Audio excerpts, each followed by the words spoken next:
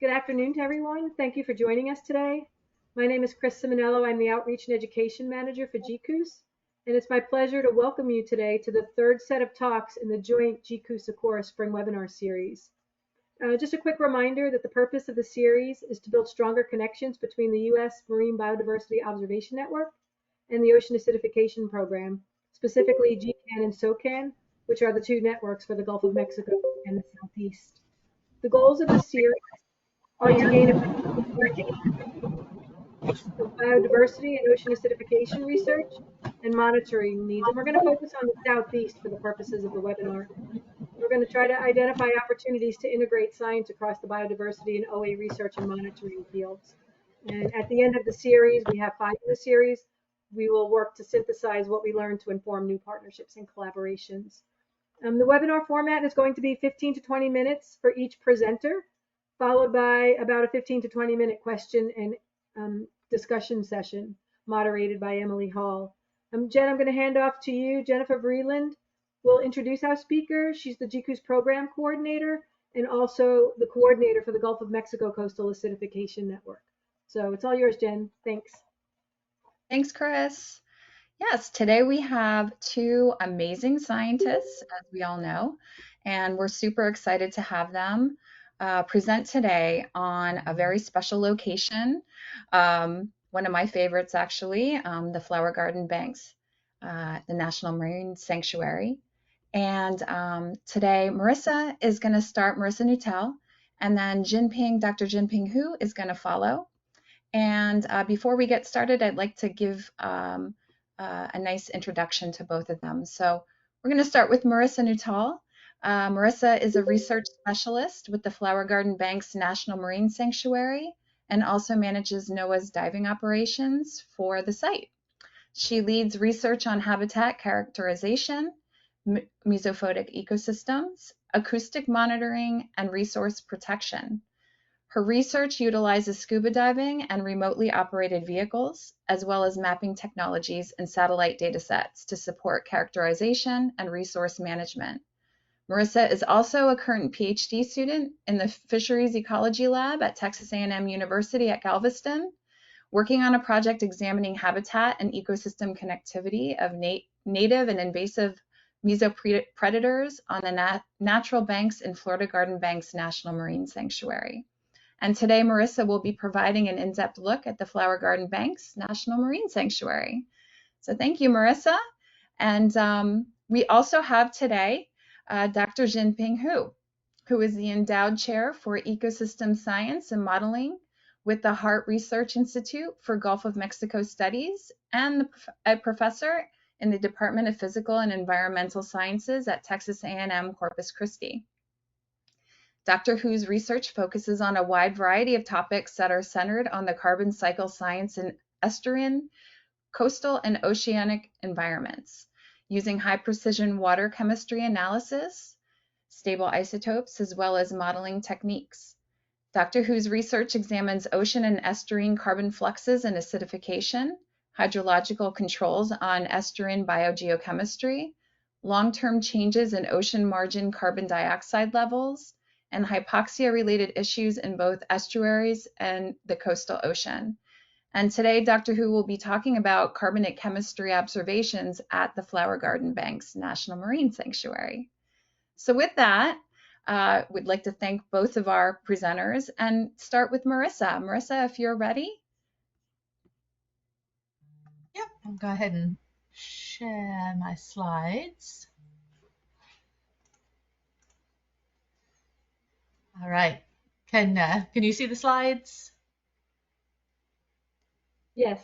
Yes. They look great. All right. Thank you. So yes, thank you for the introduction. As she said, my name is Marissa Nuttall. I'm also now the acting research coordinator for Flower Garden Banks National Marine Sanctuary.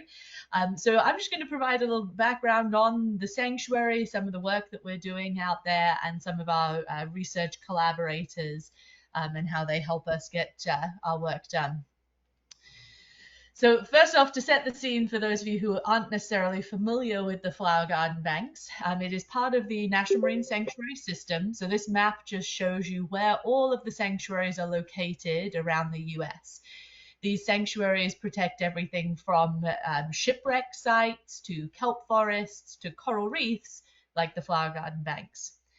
You can see from the map that the Flower Gardens is the only sanctuary located in the Gulf of Mexico. And most people, when we talk about the flower gardens, kind of respond with, there's a reef where? When you stand on the coast, the Gulf of Mexico, you don't necessarily associate that water with a thriving coral reef ecosystem. So we have an incredibly healthy reef located anywhere from 70 to 120 nautical miles offshore. So you can see in this map that you've got the Gulf Coast with Texas and Louisiana, and then those red dots each represent a location inside the flower garden banks. So these are all located out on the continental shelf edge. That said 70 to 120 nautical miles offshore, so quite remote to the shoreline. Originally, the flower gardens was designated around the east and west flower garden banks, located on the left of that map. Then Stetson Bank was added, and then in 2021, all of those additional banks, another 14 reefs and banks, were added to the sanctuary in primarily what we call mesophotic habitat. So the reason that these sites are located here is because they are essentially surface expressions of salt domes. So on the left-hand side, this is a topographic map of the seafloor at one of these locations where we've got Rankin and 28 Fathom Bank. And so you can see there's high points and then kind of patch reef features that surround them. So these are the surface expression of salt domes. And so this little video clip here shows you how a salt dome forms. That white layer is the salt deposit that was laid down in this area back when this was an ancient shoreline. Those sediments were deposited on top from the Mississippi River, and eventually, because of that buoyant force of the salt, it pushes that sediment up and exposes bedrock on which organisms can settle and grow. Interestingly, these features, those black lines that you see coming in, also cause oil and gas deposits to form around these areas. So not only are they creating that surface expression that allows all of these biological communities to settle, but they're also the target of oil and gas exploration in the area as well. So this map here, all of those red dots represent some kind of oil and gas infrastructure. It may be a full platform or a wellhead. Those yellow areas are the sanctuary areas, and the black lines represent pipelines. And so you can see there's extensive oil and gas development in these areas where we're also managing and protecting these incredible natural resources. So some of the habitats that we have at the sanctuary, the shallowest portion rises to about 55 feet, and down to about 150 feet, we encounter some of the healthiest and densest coral reefs in the Caribbean and Western Atlantic. We have roughly 50 to 60% coral cover that has been stable over time since we started monitoring these areas, which is essentially unheard of now, especially throughout this region where we're seeing so many declines in coral communities. A little closer to shore, where we start getting into those temperatures that are a little more variable, we tend to see what we call coral communities. So we don't have those full coral reef developments, but instead we have some corals and habitat that's dominated by sponges and algae instead, but in that similar depth zone, just a little closer to shore. And then lastly, the most extensive habitat that we now have in the sanctuary following the expansion are what we call mesophotic habitats. So these are mid-light areas, or sometimes referred to as the twilight zone, where we're not getting enough light penetration for those coral reef species to grow, but they have their own unique community as well. So at the top of the mesophotic zone, we have what we call our coralline algae zone, where we have lots of crustiose coralline algae and rotolith beds, so areas that are still forming biogenic rock. And then as we move deeper, we start to see these habitats that are dominated by black corals and octocorals instead.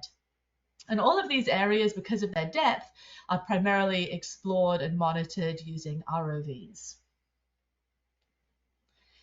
In addition to those habitats that we were talking about, there's several really interesting and unique features that occur in the sanctuary that I wanted to touch on as well.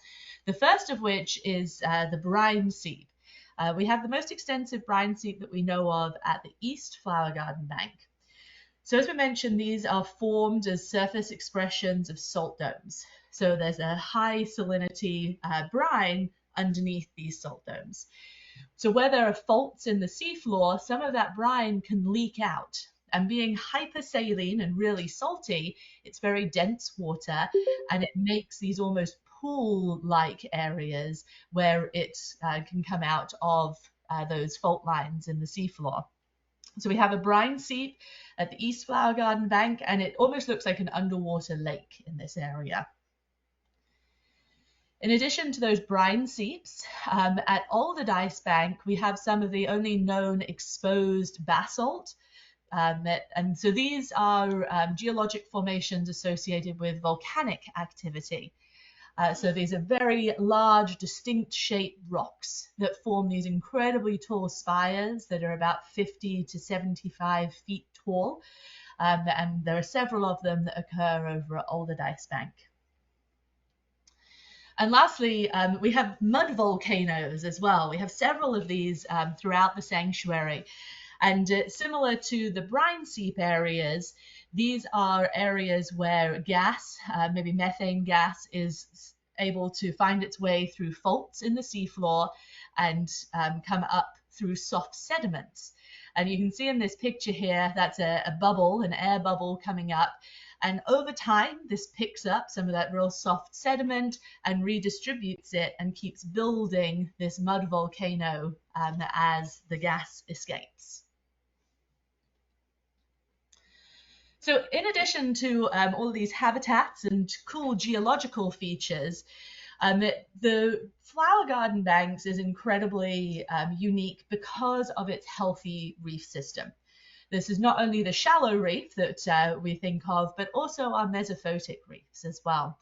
Both of these reefs, all of our characterization work in these areas really highlight how dense these communities are, and relative to other reef systems in the Gulf of Mexico, Caribbean, and Western Atlantic, we have the highest density records of both these shallow hermatypic coral reef and those mesophotic reefs as well. We think part of the reason that these reefs are so healthy is due to their remoteness. So as we mentioned, they're 70 to 120 nautical miles offshore. So they're somewhat remote to a lot of coastal influences, but they're also very deep. The shallowest portion of these reefs occurs in 55 feet of water. And so we think as well they're somewhat insulated from the temperature variations. However, we're seeing more and more bleaching occurring and threats and temperature increases on these reefs. But we have that somewhat buffering going on, so we're maybe just seeing these effects a little later than other reef systems like in the Florida Keys, where they're much shallower. In addition to these incredibly healthy reefs right now, this area is the first documented manta ray nursery. For years, researchers were diving out in this area, seeing manta rays and commenting on how small they were. And so through our various research partners and through extensive documentation of these mantas revisiting the area, their sizes, we're able to officially document the flower gardens as being a nursery habitat for mantas. And so what this means is essentially the young mantas are coming to the flower gardens because it offers them safety and protection whilst they're growing and throughout that smaller life phase. We've also documented several aggregation sites for multiple species throughout the sanctuary. This includes both spawning aggregation sites for grouper and snapper species, as well as feeding aggregation sites for a variety of species. And then lastly, we see a lot of threatened and endangered or ESA listed species utilizing the resources in the sanctuary. This includes things like whale sharks and manta rays, various species of sea turtle, scalloped hammerhead sharks, and even queen conch, who have just recently been listed. So we have a relatively small team that conducts all of the research and management and resource protection work at this site. We have 11 different researchers, educators, vessel operators, working with us to collect data and monitor and protect all of these locations. So we have very extensive long-term data sets that this core team of researchers at the Flower Gardens has collected. Some of our most extensive data sets include our benthic cover and water quality information, which was actually started before the sanctuary was designated. So from the mid-80s through till today, almost every single year, researchers have been to the sanctuary to document the benthic cover. Primarily, this historically focused on those shallow coral reef habitats, but now extends down into the deeper mesophotic habitats. So over 30 years of benthic cover data, over 30 years of water quality information. And this has built and changed over time as we've identified new metrics that we need to measure. But we have a pretty consistent temperature record on the reef for 30 years. And then over time, we've added in other staples like salinity and turbidity to those metrics as well. We have roughly 20 years of water column profiling data as well, where we're able to bring in a much more intense suite of parameters where we're looking at things like pH and dissolved oxygen, fluorescence, and looking at those water column profiles.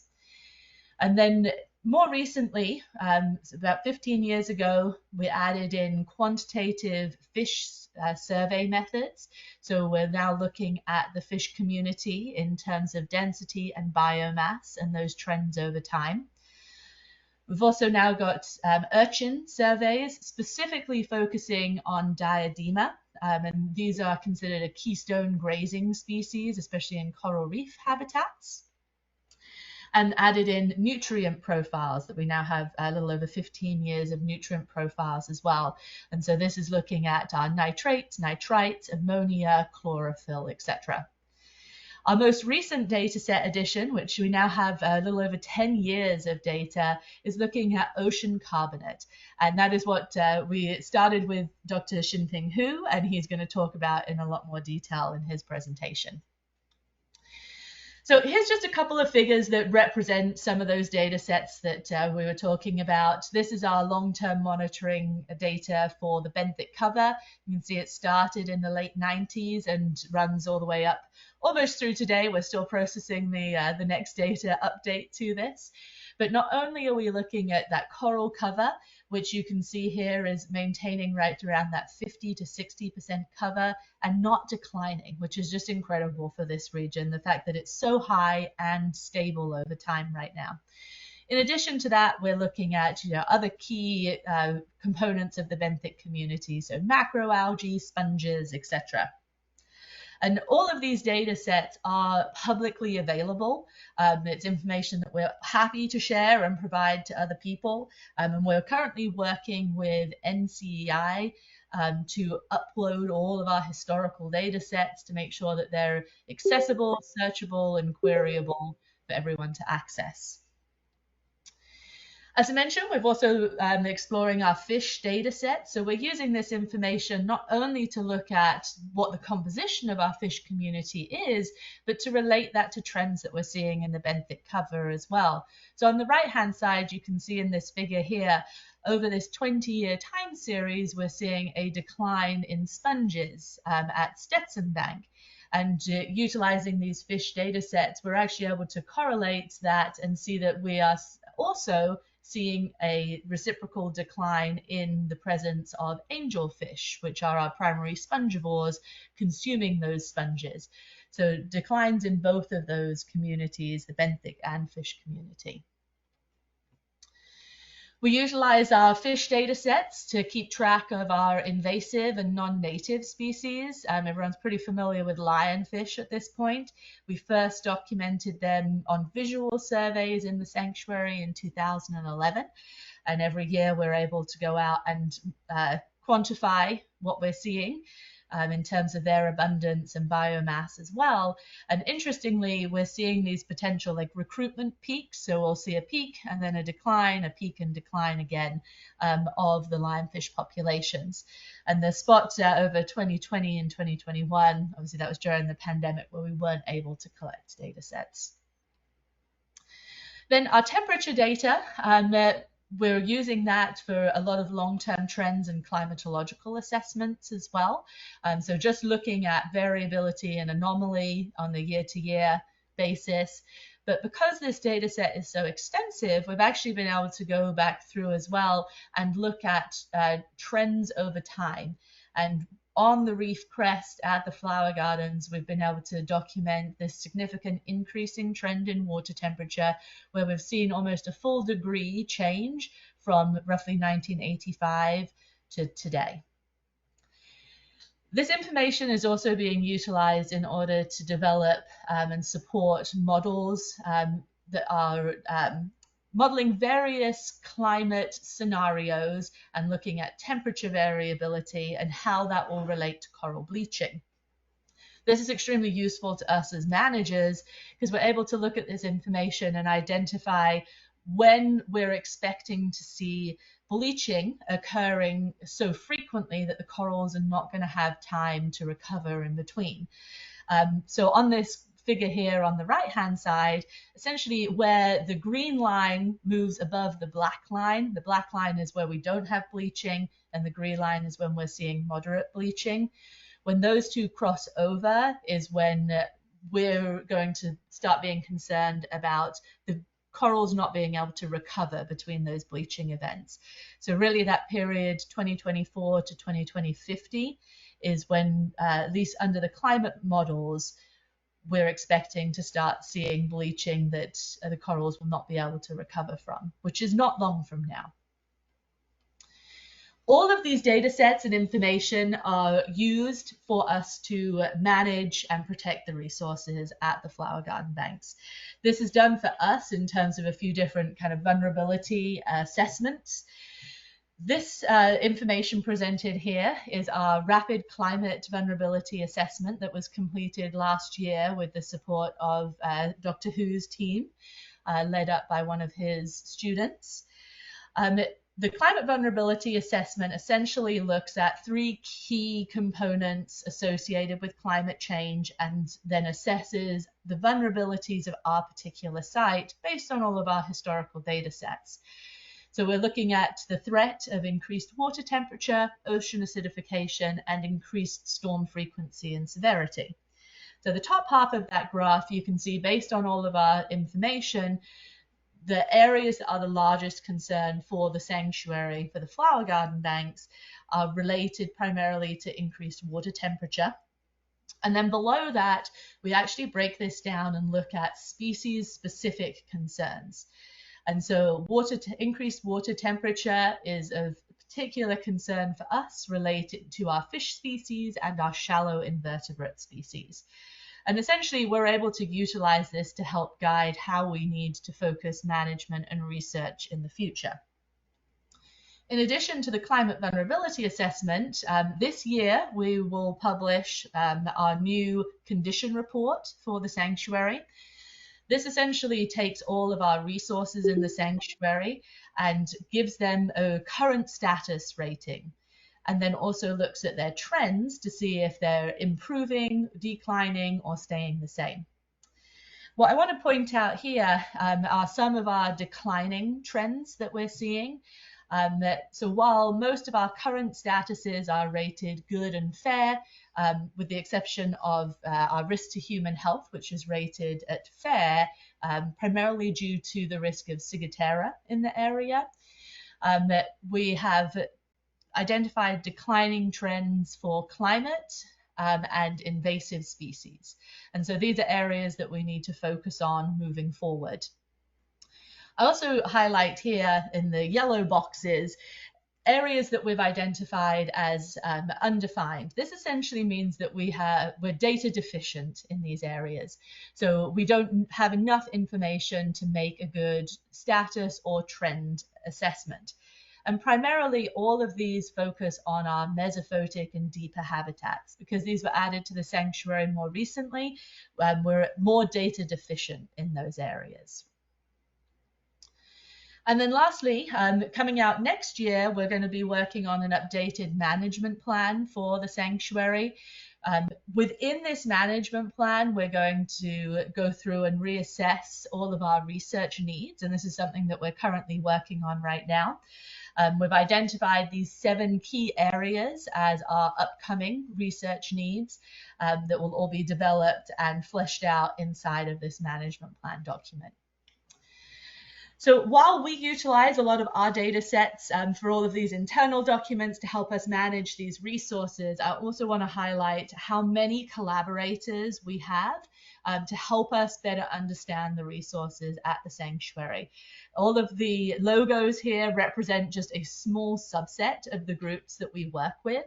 On the left-hand side, the graph here represents a 10-year period and the number of different research partners that we have used at the sanctuary. You can see we have over 30 different academic partners over that time frame. We partner with several other NOAA agencies, museums and aquariums, and even private businesses to conduct research. And on the right-hand side, conducting research inside of a sanctuary typically requires a permit. So while the work that we do as a sanctuary is covered under our permit, everyone else who's coming in and conducting work has to apply for and be issued a permit. And so over time, you can see here that we're consistently working with roughly 8 to 10 other partners every single year, issuing permits to help facilitate research at our site. And so with that, I'm happy to take any questions that y'all have.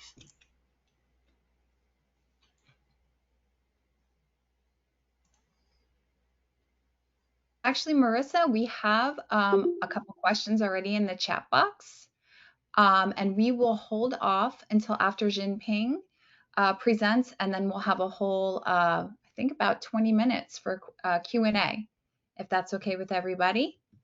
Perfect. And that was amazing. That was such a great presentation, Marissa. Thank you so much. And with that, I think we'll just jump right in and hand it over to Dr. Xingping Hu. Xingping, are you ready? Great. Thank you again, Marissa.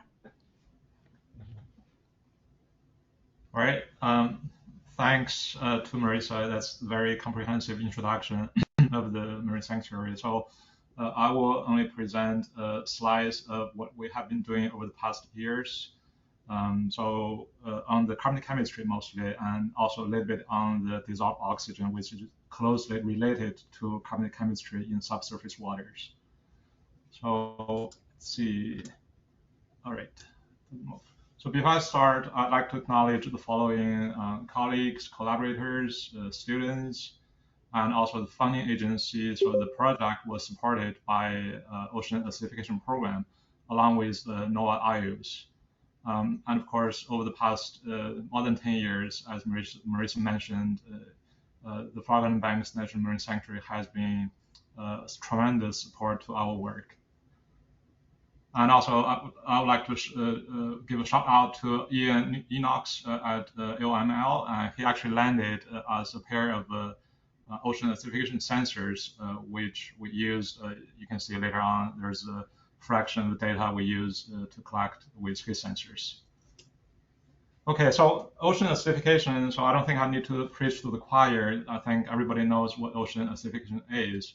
And really, the ocean acidification is driven by the global increase of the CO2 level in the atmosphere. And the symptoms of ocean acidification include the decrease in the pH and decrease of carbonate saturation state, which you can see, this is the definition: calcium multiplied the carbonate ion concentration divided by the solubility constant. and also there's an increase of the CO2 partial pressure. And to study ocean acidification, ocean time series is a very useful tool. And as you can see from the map, there have been quite a few long-term observations across the globe from Pacific to the Atlantic. Since I moved to Texas in 2012, I was wondering whether I could set up something that we can look at ocean acidification in the Gulf. So, back then, that was many years ago, I called it GOMEX TS time series.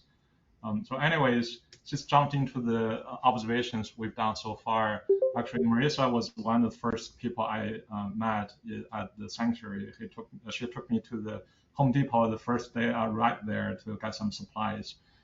So the first data set was collected in November 2013. So you can see the data points here. The gray is the raw data. So the yellow is after we did the seasonal spline correction. You can see the pH decrease rate is about 0.0025 per year. And then, of course, here this period, Marissa also mentioned, we just couldn't go out to get any samples. So this shows the PCO2 trend or CO2 partial pressure. And you can see over the years, over the past 10 years, is about 2.9 plus or minus 0.6 micromole atmosphere per year. And in terms of recognized saturation state, it's also, as a pH, it shows a decreasing trend 0.021 per year. If we put these trends into the global context, you can see that the pH 0.0025 negative is roughly similar to the open ocean values. And for PCO2, it's also kind of in the range. There is a range of PCO2 changes, but you can see it's kind of broadly consistent. In terms of carbonate saturation state, 0.02 decrease, this looks slightly greater than the rest of the global ocean. This rate actually is expected because the carbonate saturation state in the Gulf is fairly high, so that based on carbonate chemistry with the same amount of CO2 addition, omega decrease rate is actually a little bit faster, so this is really expected. So all these observations were conducted in the very surface, the upper 10-20 meter water column. And in terms of looking at the biological impact of ocean acidification, I want to bring up this study by Andrea Fassbender from PMEL of NOAA. She published last year, I believe. And really, a lot of the biological implications are on the subsurface, where you don't have the direct contact with the atmosphere. And this is exactly what happened back in 2016. So there was a fairly extensive localized coral die-off in the East Forgotten Bank. It's July 2016. So one of the suspected issues is not really ocean acidification per se, but is lower oxygen values, but associated with the low pH and carbonate saturation state. So in carbonate chemistry, if you're not familiar with this plot, it basically shows, there's the total alkalinity of seawater on the y-axis and total dissolved CO2 on the x-axis, and the color scheme represent the pH value. So the red color represent high pH, and the blue color represent low pH. All these contour lines represent carbonate saturation state. So for ocean acidification, so CO2 invasion into the ocean does not alter total alkalinity. So you can see with the CO2 increase, it will increase total dissolved CO2. So pH and omega, or carbonate saturation state, both decrease. And for respiration, if there's respiration going on, it'll produce CO2, and respiration will decrease alkalinity slightly with the increase of the DIC. And this process also pushed down both pH and carbonate saturation state. And this respiration process, used to be called metabolic acidification. I haven't really paid attention to the recent years whether people are still calling this the same term. So to look at the carbonate chemistry, so this work really encompasses not only just the Forgotten Bank area, but there's a few very large-scale ocean surveys conducted in the Gulf, the GOMAC program, 2007, 2012, there's same acronym but different project title. So there have been 4 studies. I'm only showing 3 maps here. So 2021 data is still pending. I will show you this transact just south of Galveston between 2007 and 2017, and also in our OAP-funded cruises, we cover the same transact for a few more times. I'm going to show you the temporal changes over the years. So this is a project funded by Ocean Acidification Program along with IUs. So we've had 5 different cruises. This is right at the height of the pandemic, a very limited number of crew. And things were getting better in the summer of 2021 and October 2022. You can see, same core personnel and different collaborators over the years, as far as from Boston College. So that was the most recent one in February 2023. So just to show you a little bit of what we've done on board the ship. So we had a discrete water sample collection. And here, that's the sensor deployment at 27-meter water depth at one of the West Flower Garden Bank locations. And if you could recognize who that is, the diver, that's actually Marissa. And then we also deployed the wave glider to measure the surface pH and PCO2. Each time the wave glider would last there for about a few months.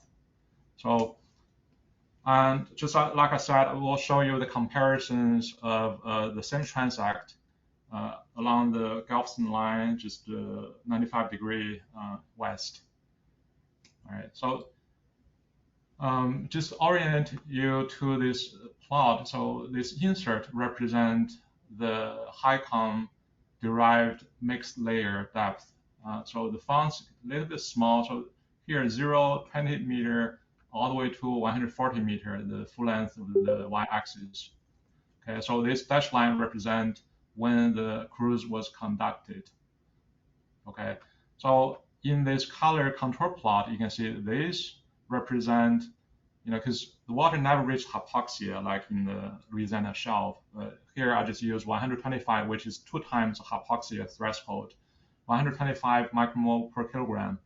So back in 2007, so this was in July 2007, the depth of the 125 isoplex is around 200 meter, more or less. And coming into 2017, it increased, it showed it actually became shallow, just a little over 100 meter.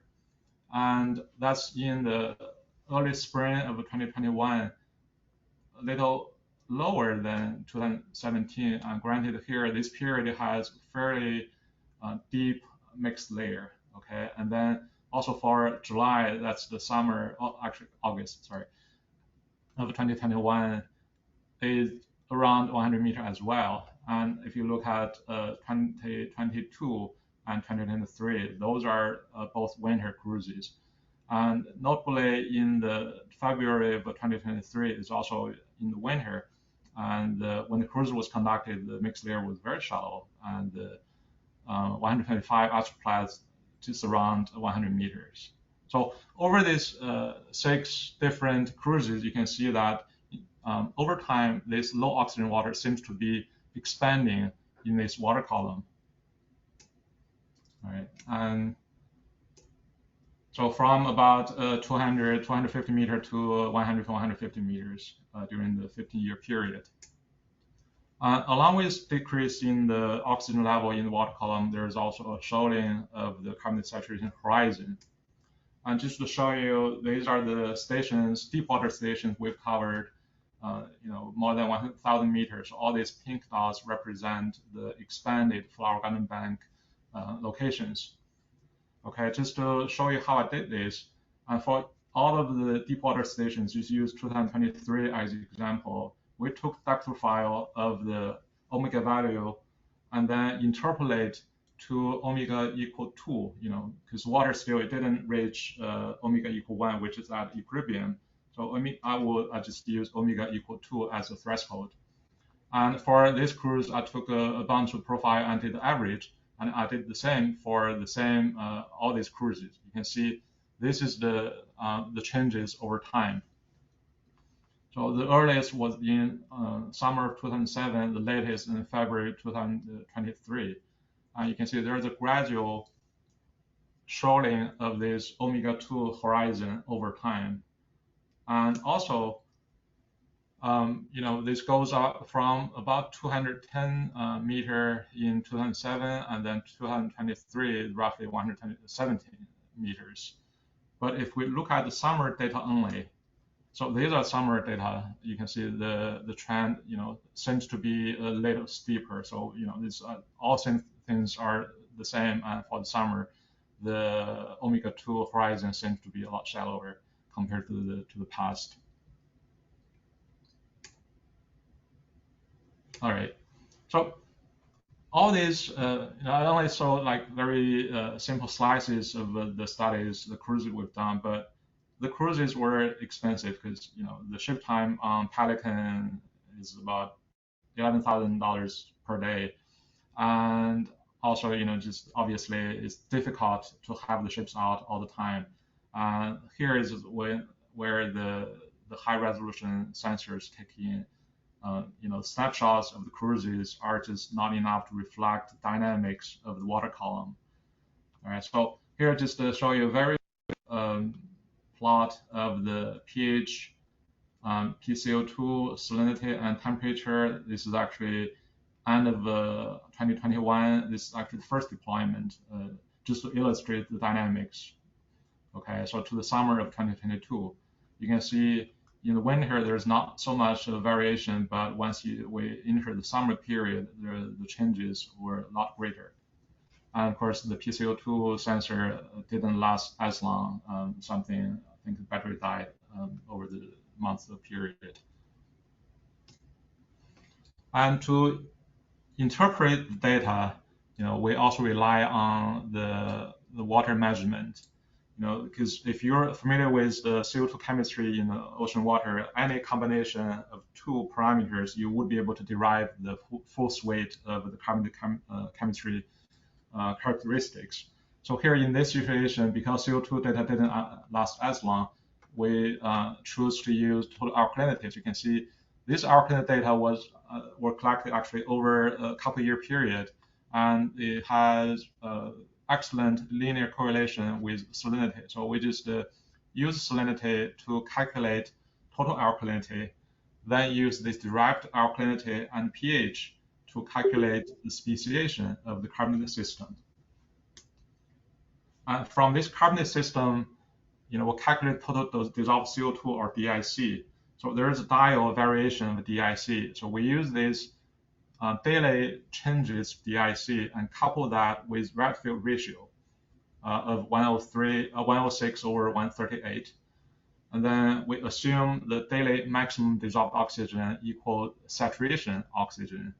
Then we can calculate the daily dissolved oxygen minimum, which is we use the total, the saturation dissolved oxygen minus the delta DO, which is derived from this reaction stoichiometry. And here is the result from the first deployment. You can see that for the dissolved oxygen equal 125 micromolar per kilogram, at 27 meter depth, there's quite a bit of period at the daily low oxygen is already below that level. And think about the transect plot I showed earlier, 125 micromole per kilogram, they would be like in 2007, that's more than 200 meters deep. And then even in recent years is more than 100 meters. So in this shallow water depth, it can reach this low oxygen value. And of course, if it's hypoxia, it's just a little above 60. It's not there yet, but it's getting close. Moving. And also, this area is not very close to the coast, but sometimes when there's large river discharge, the productivity of the surface ocean could reach these adjacent areas. So with a lot of organic input, there's a potential that oxygen level could be lower than calculated here. And also, in addition to this oxygen consumption, so here this is the full plot of the first 2 deployment. The 3rd deployment is still sitting on the seabed. We haven't recovered the census yet. And I added another plot of mixed layer depth coming out of the HICOM. And you can see that when the mixed layer depth is shallow, so this dashed line represents where the sensor, the depth, and this period represents the mixed layer is above the sensor. So which means the sensor sitting in the water column that does not have direct interaction with the atmosphere, so that the PCO2 and pH started showing large variations, data variations. So involve, production and respiration. Not only it happened in the summer, in the winter when mixed layer depth is shallow, we also saw there's large variations of the carbon chemistry signals.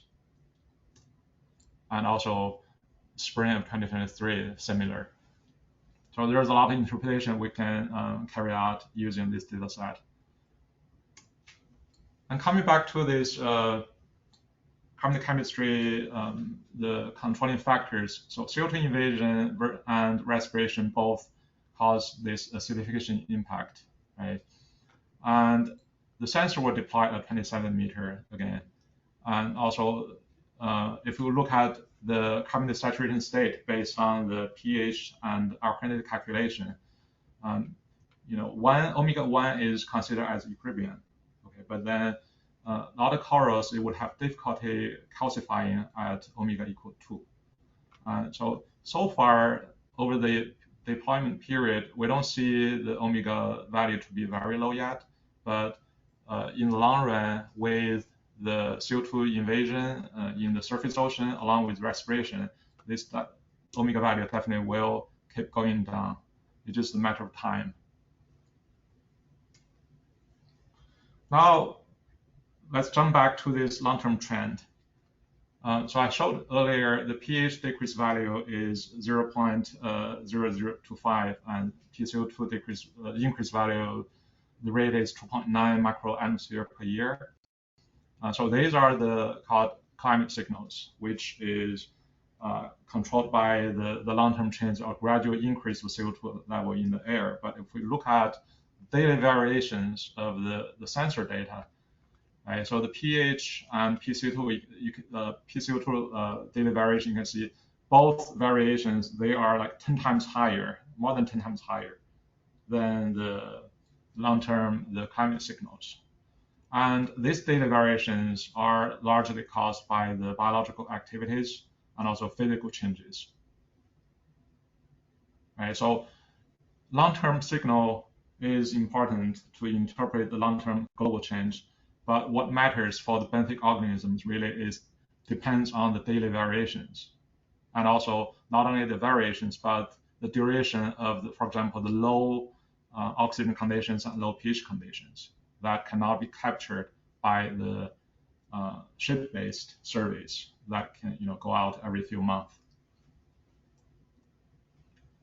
And just to wrap up what I have, I'm showing you the recently, late last year, we were awarded by the so far Bristol Miles Pioneer Program spotter buoy. That's my student, Alberto Morales, and he's been busy working on integrating the sensor, dissolved oxygen salinity temperature sensor made by RBR into the spotter buoy. And we plan to deploy this at one of the Frog Bank locations, because I showed the oxygen variation based on the CO2 changes with assumption of the reaction stoichiometry.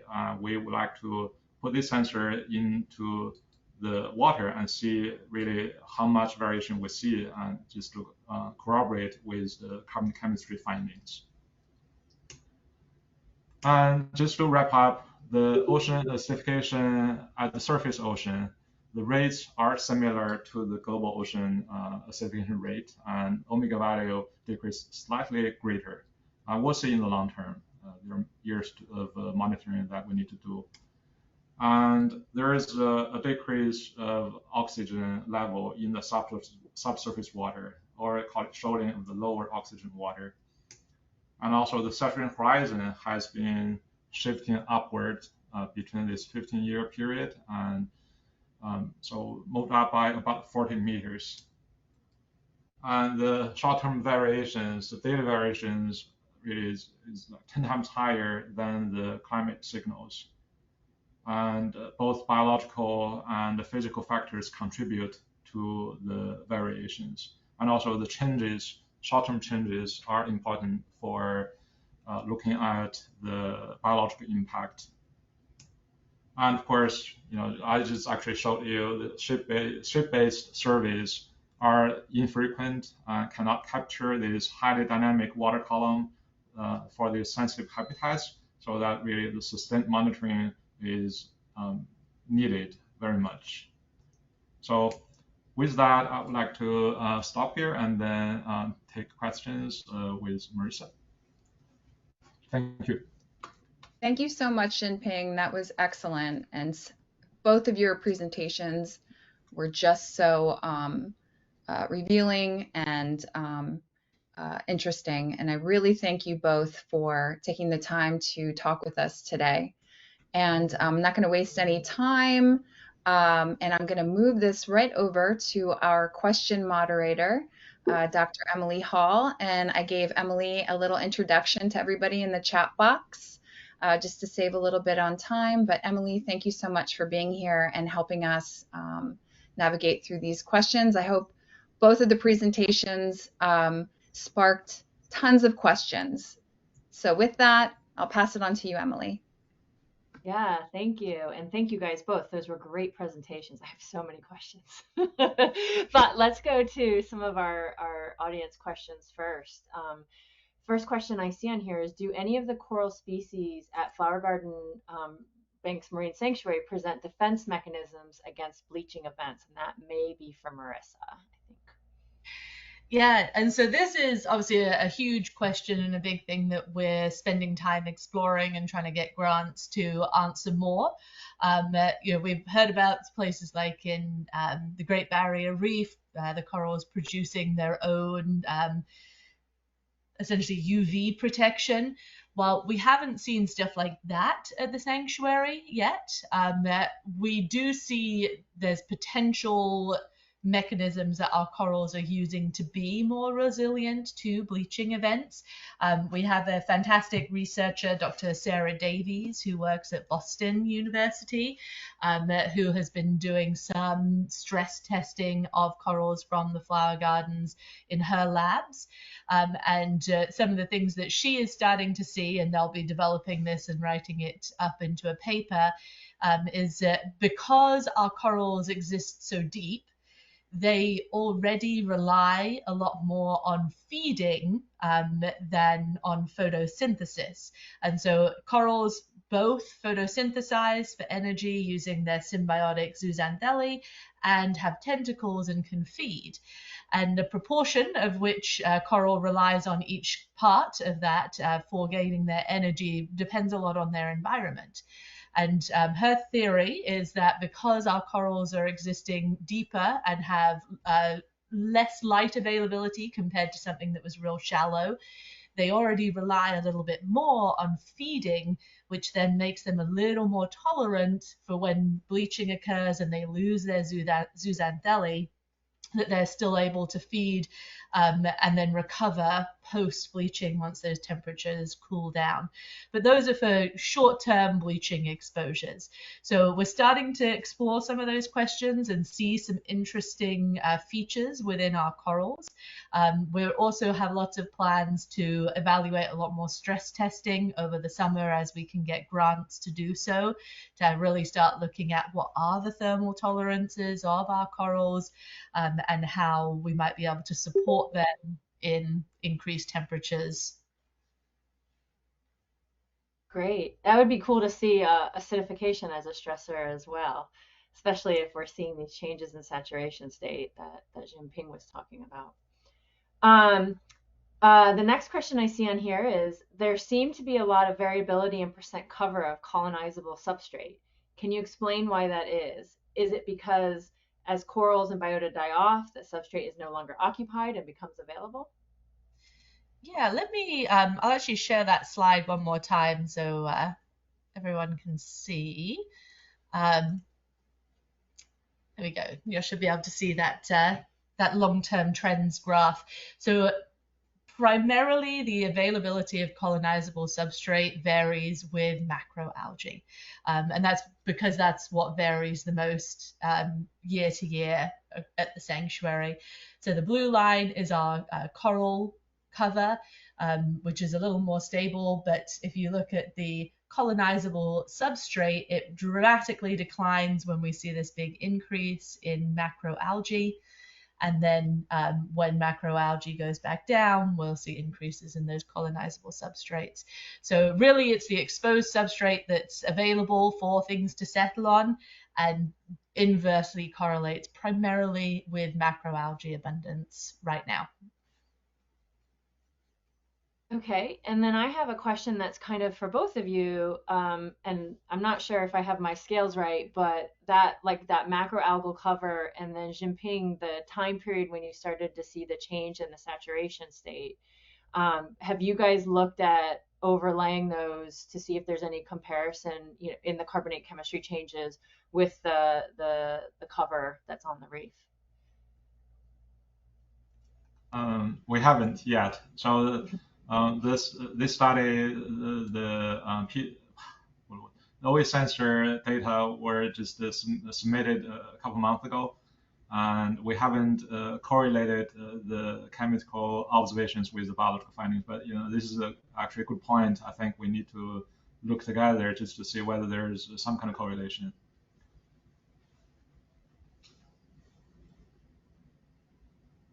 Marissa, you're muted if you're speaking. I am, yes. So yeah, absolutely, and that's definitely a goal of these long-term data sets that we have. Having more data over a long time period really helps us look at those potential correlations with changes in the environment and how they relate to the benthic community. So it's definitely on our radar to do, but we haven't done it yet. Great. I can't wait to see the results of that. I mean, it looked like the time periods kind of line up a little bit just based on that. So, oh, it looks like we have a hand up from Jennifer McWhorter. You can unmute yourself. Hi, can you hear me all right? Yep, you're good. Okay, great. Thanks for the excellent presentations. I really enjoyed it. And, you know, it's always a pleasure to hear about the sanctuaries, especially the flower garden banks being such a resilient location. My question is more around the manta ray aggregation type thing, the juvenile sanctuary. And I was just wondering, Marissa, if you had some insight onto maybe the water column properties, are they feeding? What do you think is kind of bringing them there, and what do you think we could measure in the water column to maybe correlate that? You know, I just wanted to hear your insight on that. Thanks. Yes, one of my favorite topics, talking about the mantas out there. When I first started working at the sanctuary, the mantas were one of my first assignments. So love to talk about those. So Dr. Josh Stewart, who is now at Oregon State University, has been our primary lead with helping interpret the data that we have on our mantas at the sanctuary.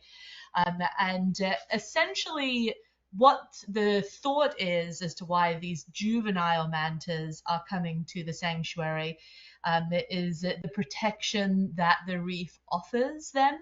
So mantas are typically going to be cruising around in the oceanic environment. They do dive deep, but they have to come up to the surface to warm up, essentially. So that's why you'll see them cruising around on the surface, absorbing some of that heat before they continue and do deep dives to feed. When they're on the surface that way, they're incredibly vulnerable to predation. If you think, you know, big sharks cruising around below them, they can potentially come up and grab a snack. So what they think is that the shallow reefs of the flower gardens afford some protection. So these smaller mantas can come up to the surface, sunbathe, get warmer, but not have that extensive expanse of water underneath them for predators to be able to come and attack them. So that's one of the main theories. And then we do obviously see these mantas feeding occasionally around the sanctuary as well, perhaps at points of upwelling, or if there's been a spawning event and there's lots of larvae in the water for them. Great. Great. Thanks. Thank And you, is there a everyone. time? Is there a time of year that they're mainly there? Last bit of that. We primarily see them in the summertime, and it's very interesting. Like some years we'll see lots of them, as in like we might see 3 or 4 individuals on a dive, and then some years we might only see 1 or 2 on an entire trip. Primarily, the more observations occur during the summer months, but that may also be a factor of when more people are out at the sanctuary. We're working right now with the folks down at CIRO, the Southeast Regional Office. So they are a listed species, and they are putting tags on mantas at the flower gardens and also off of Louisiana and some various other places in the Gulf of Mexico, satellite and acoustic tags, so that they can get a better idea of where these individuals are spending their time.